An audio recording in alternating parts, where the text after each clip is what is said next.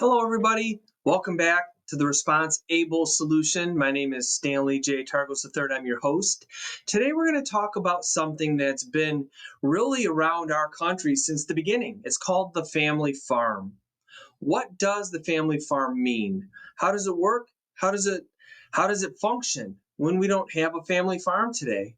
Well, let's talk about what the family farm was 100 years ago, 150 years ago.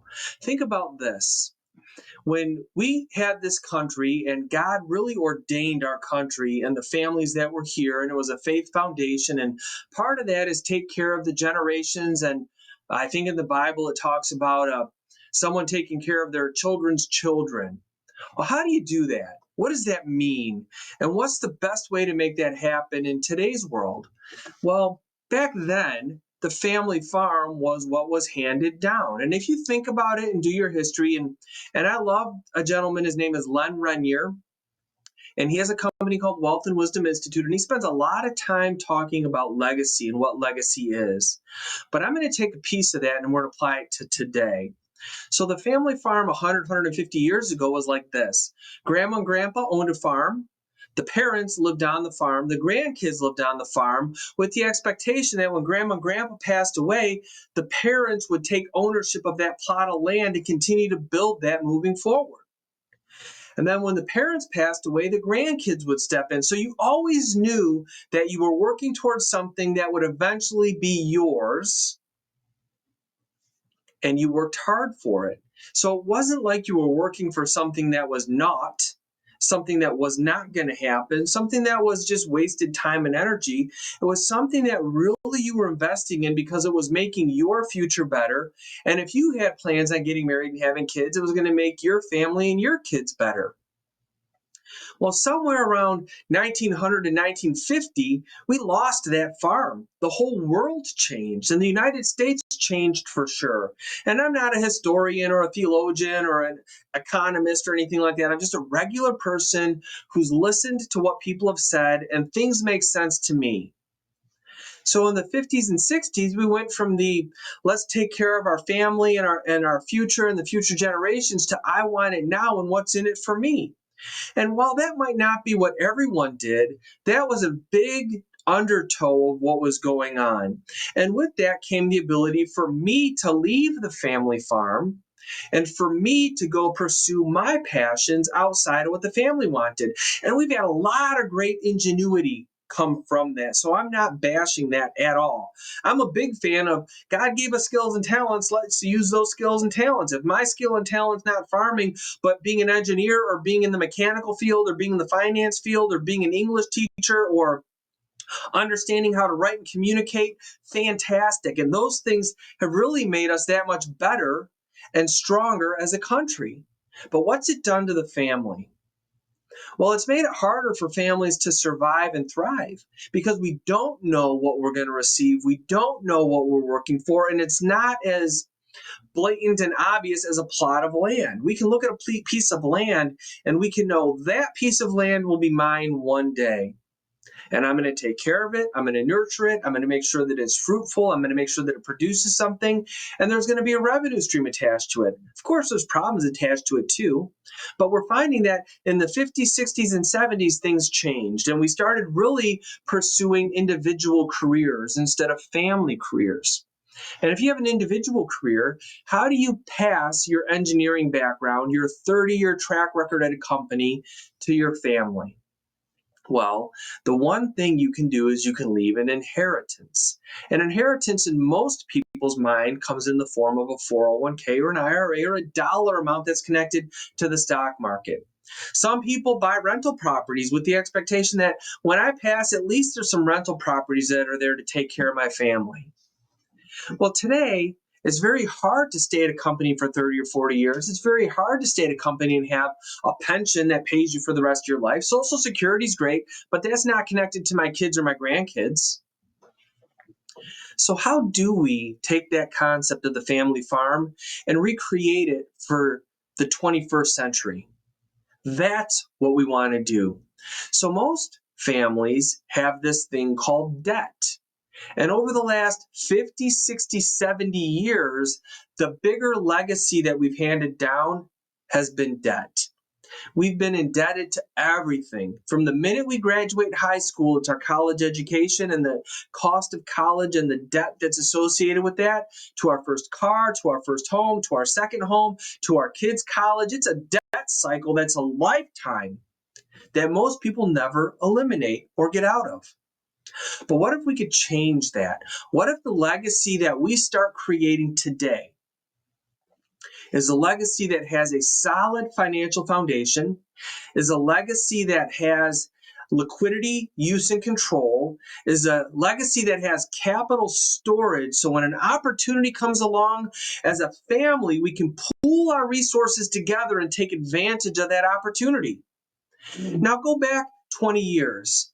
We've had 3 or 4 opportunities that families can take advantage of if they were in a position to have access to capital. But let's think about capital for a minute in the family standpoint. Quickly do the math for your parents, for your grandparents, for yourself, and if your kids are over 18, for your kids. How much capital do you have on hand that's liquid that you can get access to within 3 or 4 days right now? Now, if it's in a retirement account, you can't. That's not all yours. Your piece might be 60 to 70% of that because there might be fees and taxes associated with it. If it's equity in your home, you're not 4, 5, 6 days away from getting that unless you've already established an equity line of credit on your property. And most people aren't sitting on coins, silver, and gold commodities. Most people have paper wealth, but they can't access. 2007, 8, 9, and 10, remember when the prices of property went from 150, 200, 300,000 down to 15, 20, 30,000, and the banks and the cities were selling lots of properties, lots. Not many, but a lot. For 100, 200, 300,000, 6, 8, 7, 10 homes. And you could buy those homes. And if you had the cash, you could buy them. And if you had cash, you could fix them up. And if you had the cash and the capital storage, you could sit on it for 3, 4, 5 years, rent it, and then capitalize when the market value retained or regained its normal stance. People were creating millions of dollars if they had access to capital. 2015, 16, 17, 18, 19, price of silver went down to 15, 17, $12 an ounce. Today it's over 50. Bitcoin, 17,000 a coin 4 years ago. What's it at today? If you're not sitting on capital storage, what are you doing? You can't take advantage of an opportunity. If your family's not sitting on family capital storage, as a family, you can't take advantage of it. So let's recreate the family farm with something that we own, that we control, and that's guaranteed to happen. And we talk about it as we're getting ready to pay off our debts. We use a high cash value life insurance contract that's meant to be the cash flow accelerator, not for everybody, not even 70% of the people, but a portion of the people qualify and want, and it fits their style. What it really does is it allows us to eliminate our debts without giving up control of our cash. It allows us to eliminate our debts at a time that's right for us, not at a time that the banks or the trust company or the debt negotiation or settlement company determines that we need to do it, but at a time that's right for us. So if an opportunity comes along and we need to redirect money that we were going to pay debt off for an investment for the family, we can do it. Now, a third thing that happens outside of becoming debt-free and having capital storage is when you pass away, there's a natural legacy that happens in the form of a death benefit. Now, I'm not here to tell you you need life insurance, and I know Dave and Rick and Susie are going to say that's a waste of time and money. No, that's not correct. The top 1% of wealthy families in America all own this vehicle because all of them understand the value of guaranteeing the wealth transferring to the next generation tax-free. Guaranteed to happen. They don't want to gamble on their legacy. They gamble in their retirement in their 401k. In fact, they don't even gamble in their 401k. They have preserved and protected their legacy, their future, their lifestyle, and they gamble with the smallest piece of their portfolio. Now, from the 50s, 60s, and 70s, and the what's in it for me and I want it now generation, what have we done? We've shifted our focus from having steady, stable, consistent rates of return over a 20, 30-year period to try and make up 10 years of returns in 1 or 2 years by chasing 10, 20, 30, 50, 100% rates of return. And when that doesn't work, we're left with less than what we started, which is why we don't have the ability to give an inheritance to the people we want to leave a legacy to. So let's recreate that family farm. Let's recreate it in something that we own, that we control, and that's guaranteed to happen. And all three of those things are certainties. One, you own it, the banks don't. The government does it. You're not in partnership with Uncle Sam or the IRS. And when you spell the IRS together, it spells theirs. THEIRS, theirs. There's a reason it's theirs, because it's not yours. Now, I know that's sort of funny, and I joke about it, but that's the truth. We want something that's ours, that we own. We own it. We control it. We determine where the money goes, how much goes in, where the money goes out to. We control how we take it out, as a withdrawal, as a loan, as a distribution, as a surrender. We choose. It's not even just a death benefit. I've got 3 people right now who are ill or who just came through major life events that are able to take a portion of their death benefit while they're alive and use it to make sure their family doesn't have to finance the house or liquidate a retirement account to take care of them when they are in a traumatic financial need because of a medical issue. Third thing is guaranteed. And you could say, Stan, you can't say guarantees. Well, listen, I'm not selling stocks, bonds, or mutual funds, and I'm not giving tax advice. So be clear, I'm not doing that. But the guarantee is this: I'm guaranteed to die. No one's figured out how to make it out of this planet alive.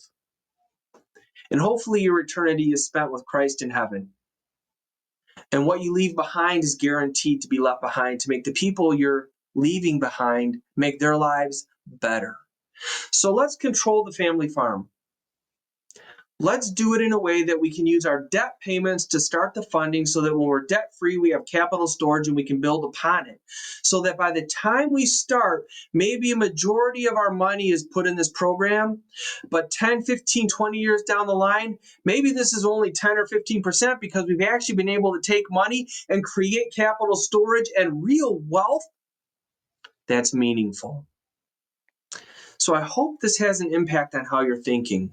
I hope you realize that you don't have to run from the word insurance. You only insure things that are valuable.